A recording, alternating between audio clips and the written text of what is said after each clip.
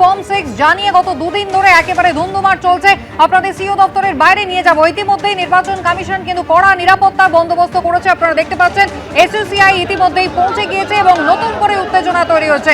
হিন্দোল দিয়ে আমাদের প্রতিনিধি আমাদের সঙ্গে এই মুহূর্তে রয়েছেন। হিন্দোল, কি পরিস্থিতি? তোমাকে দেখাবো যে ছবি স্ট্যান্ড রোডে কিন্তু রীতিমতো ব্যারিকেড তৈরি করা হয়েছে।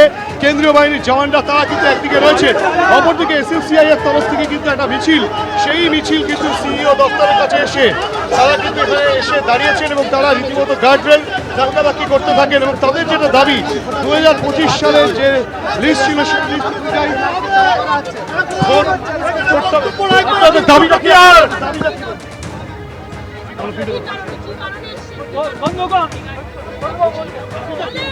দাবিটা হলো যে 2025 সালে যারা ভোটার তালিকায় যাদের নাম ছিল তাদেরকে এবারে ভোট দেওয়ার অধিকার দিতে হবে এবং আজকে যে এই যে বৈধ ভোটার তালিকায় যারা ছিল তাদেরকে রাতারাতি ডিলিট, এই যে ঘটনাগুলো একটার পর ঘটছে এর তদন্ত হওয়া দরকার। এরা কারচুপি করছে অন্যায়ভাবে, এই জন্য আজকে আমরা ডেপুটেশনে এসেছি। যাদের বৈধ ভোটার তালিকা তাদের ভোটার তালিকার নাম ফেরাতে হবে। 2025 সালের ভোটার তালিকা মেনে তাদেরকে ভোট দিতে হবে। বুঝতেই পারছো যে এখানে কিন্তু রীতিমতো এসইউসিআই কর্মী সমর্থকেরা তরুণকে বললো সেই ছবি দেখাতে। এখানে কিন্তু রীতিমতো এসইউসিআই কর্মী সমর্থকরা, এসইউসিআই নেতৃত্ব তারা রয়েছেন এবং তারা কিন্তু রীতিমতো বিক্ষোভ দেখাচ্ছেন। তারা যেটা বলছেন যে 2025 সালের লিস্ট অনুযায়ী ভোট দিতে হবে। মূল দাবিটা কি? আজকে লক্ষ লক্ষ বাংলার মানুষকে অ্যাডজুডিকেশনের নামে আজকে বাতিল করা হচ্ছে। সেই সংখ্যাটা আমাদের ধারণায় 30 লক্ষর ওপর হতে পারে। এর মধ্যে আমি আছি, যিনি একজন প্রাক্তন সাংসদ জয়নগরের, আমাকেও তারা ডিলিট করেছে। আমি এর আগে কেন্দ্রীয় সরকারের 21 বছর চাকুরি করেছি, আমি 2টো পেনশন পাই, আমি এমপির পেনশন পাই। তাহলে আমাকেই যদি তারা বাতিল করতে পারে, তাহলে পশ্চিমবাংলার এই যে লক্ষ লক্ষ লোক, 63 লক্ষ মানুষ, তাদের আজকে ফিউচারটা কি এবং কবে ট্রাইব্যুনাল বসবে, কোথায় বসবে, কারা সেখানে বিচার পাবে, কি কারণে আমাকে বাদ দেওয়া হলো আমাকেও জানানো হয়নি। নাম কি বাদ রয়েছে? আমি আমার নাম বাদ পড়েছে। 27শে মার্চ রাত্রেবেলা যে লিস্ট বেরিয়েছে তাতে আমার নাম বাদ দিয়েছে। যে আমরা দেখা করব সেজন্য আমরা চেয়েছি, এখন আমরা মনোজ আগরওয়ালের সঙ্গে দেখা করতে চাই। যেটা বুঝতেই পারছো যে তরুণ মণ্ডল, যিনি প্রাক্তন সাংসদ, এই এসইউসিআই তরফ থেকে তিনি যেটা বলছেন যে তার নামও পর্যন্ত বাদ পড়েছে। যিনি একজন প্রাক্তন সাংসদ, সেই প্রাক্তন সাংসদের নাম পর্যন্ত বাদ গিয়েছে এবং সেক্ষেত্রে তারা যেটা বলছেন যে তারা কিন্তু সিইও দপ্তরে যাবেন, সিইওর সঙ্গে দেখা করবেন এবং তাদের যেটা বক্তব্য যে তারা কিন্তু ডেপুটেশন দিতে চাইছেন। ইতিমধ্যেই তোমাকে দেখাবো, তরুণকে বলবো সেই ছবি দেখাতে।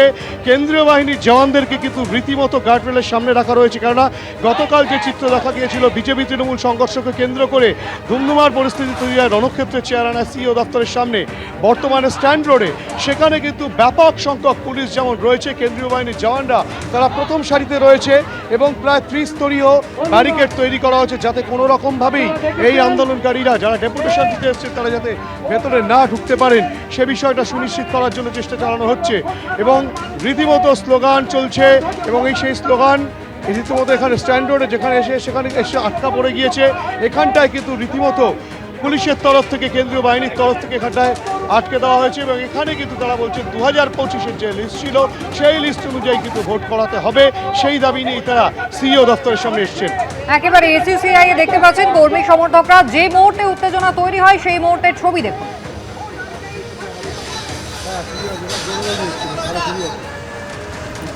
এসইউসিআই এর প্রাক্তন সাংসদ, তার নাম পর্যন্ত বাদ গিয়েছে এমনটাই অভিযোগ তিনি করছেন। 2025-এ যে ভোটার তালিকা ছিল সেই অনুযায়ী কিন্তু ভোট করাতে হবে এমনটাই দাবি করছেন তারা। রাজ্য প্রশাসনের অফিসারদের বদলিতে স্থগিতাদেশ চেয়ে জোড়া জনস্বার্থ মামলা খারিজ করে দিল কলকাতা হাইকোর্ট। সেই সঙ্গে একাধিক কড়া পর্যবেক্ষণ দিয়েছে প্রধান বিচারপতি সুজয় পাল এবং বিচারপতি পার্থসারথী সেনের বেঞ্চ। পর্যবেক্ষণের ছত্রে ছত্রে কলকাতা হাইকোর্ট বুঝিয়ে দিল অফিসারদের বদলি করে নির্বাচন কমিশন কোনো বেআইনি কাজ করেনি। ধরে নিতে হবে নির্বাচন কমিশন অবাধ ও সুষ্ঠু ভোটের স্বার্থেই বদলিগুলো করেছে। বর্তমানে নির্বাচন কমিশনের যা ক্ষমতা তা নিয়ে কোনো সন্দেহ নেই। আবেদনকারী এটা প্রমাণ করতে পারেননি যে নির্বাচন কমিশন ক্ষমতা ব্যবহারের ক্ষেত্রে স্বেচ্ছাচার করেছে এবং এর ফলে জনস্বার্থ বিঘ্নিত হয়েছে। মঙ্গলবার রাজ্য প্রশাসনের অফিসারদের বদলির ওপর স্থগিতাদেশ চেয়ে করা জোড়া জনস্বার্থ মামলা খারিজ করে স্পষ্টভাবে একথা জানিয়ে দিলেন কলকাতা হাইকোর্টের প্রধান বিচারপতি সুজয় পাল ও বিচারপতি পার্থসারথী সেনের ডিভিশন বেঞ্চ। কলকাতা হাইকোর্টে বড় ধাক্কা খেল রাজ্য সরকার। পর্যবেক্ষণের ছত্রে ছত্রে কলকাতা হাইকোর্ট বুঝিয়ে দিল অফিসারদের বদলি করে নির্বাচন কমিশন কোনো বেআইনি কাজ করেনি। 15ই মার্চ পশ্চিমবঙ্গ বিধানসভা নির্বাচনের ভোটের নির্ঘণ্ট ঘোষণার দিন রাতেই নজিরবিহীনভাবে মুখ্য সচিবের পদ থেকে নন্দিনী চক্রবর্তী এবং স্বরাষ্ট্র সচিবের পদ থেকে জগদীশ প্রসাদ মিনাকে সরিয়ে দেয় নির্বাচন কমিশন। এরপরই নির্বাচন কমিশনকে তীব্র নিশানা করেন মমতা বন্দ্যোপাধ্যায়। কত রাতে কি করলেন?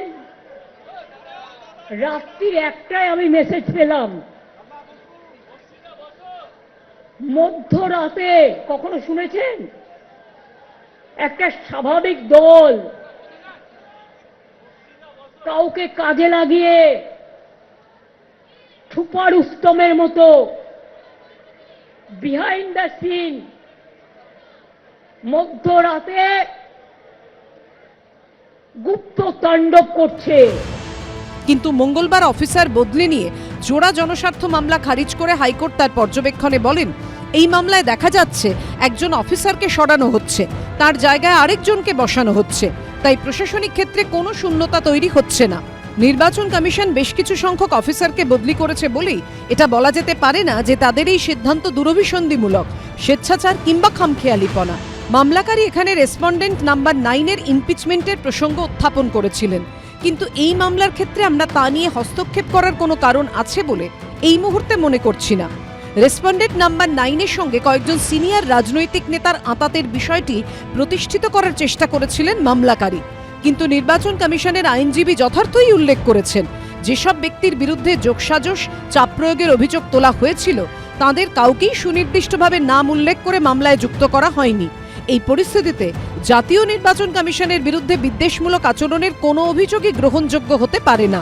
কেবল মৌখিক বা ভিত্তিহীন দাবির বাইরে কোনো প্রমাণ আদালতের সামনে পেশ করতে পারেননি মামলাকারী। আর্টিকেল 329 এবং অনেক দিন ধরে ধারাবাহিকভাবে সুপ্রিম কোর্টের যে আছে যে ইলেকশন একবার চালু হয়ে গেলে সে প্রসেসটাকে এর একটা খুব সুন্দর কথা ব্যবহার করেছে, একটা লিগ্যাল ফিকশন তৈরি করে, অর্থাৎ কাল্পনিক একটা আইনি জটিলতা সৃষ্টি করে নির্বাচনকে আটকে দেওয়ার এই প্রসেসটা কিছুতেই ভারতের মতো গণতন্ত্রে ঠিক হবে না। সুতরাং এই পরিপ্রেক্ষিতে এটাকে যে হাইকোর্ট নাকচ করেছে এটা আমার মনে হয় একদম ঠিকই আছে, কারণ এটার মধ্যে একবার ঢুকতে গেলে আর কোথাও থেকে আসবে না। ঠিক এরকম অন্যান্য রাজ্যেও এই বদলিকে নিয়ে হাইকোর্টে মামলা হয়েছিল। কর্ণাটক হাইকোর্ট, অন্ধ্রপ্রদেশ হাইকোর্ট এবং এলাহাবাদ হাইকোর্টে এই মামলা হয়েছিল। সেখানেও জাজেরা যে অবজারভেশন দিয়েছে যে সুষ্ঠু এবং অবাধ নির্বাচন করতে গেলে নির্বাচন কমিশন যদি কাউকে ট্রান্সফার করে তার জন্যে কোনো রকম কারণ দর্শাতে হবে না। রাজ্য সরকারের উদ্দেশ্যে কড়া পর্যবেক্ষণে প্রধান বিচারপতি সুজয় পাল ও বিচারপতি পার্থসারথী সেনের ডিভিশন বেঞ্চ লিখেছে, রাজ্য সরকার মামলাকারীকে সমর্থন করছে বলে তার মানে এই হতে পারে না যে তিনি আবেদনের পরিধির বাইরে যেতে পারেন। রাজ্য সরকারের সমর্থনও আবেদনকারীর যুক্তিকে জোরালো করছে না। একইভাবে রাজ্য এক্ষেত্রে রেসপন্ডেন্ট, তারা কখনো মামলাকারীর জুতোয় পা গলাতে পারে না। সৌভিক মজুমদারের রিপোর্ট, এবিপি আনন্দ, কলকাতা। এবিপি আনন্দ, এগিয়ে থাকে, এগিয়ে রাখে।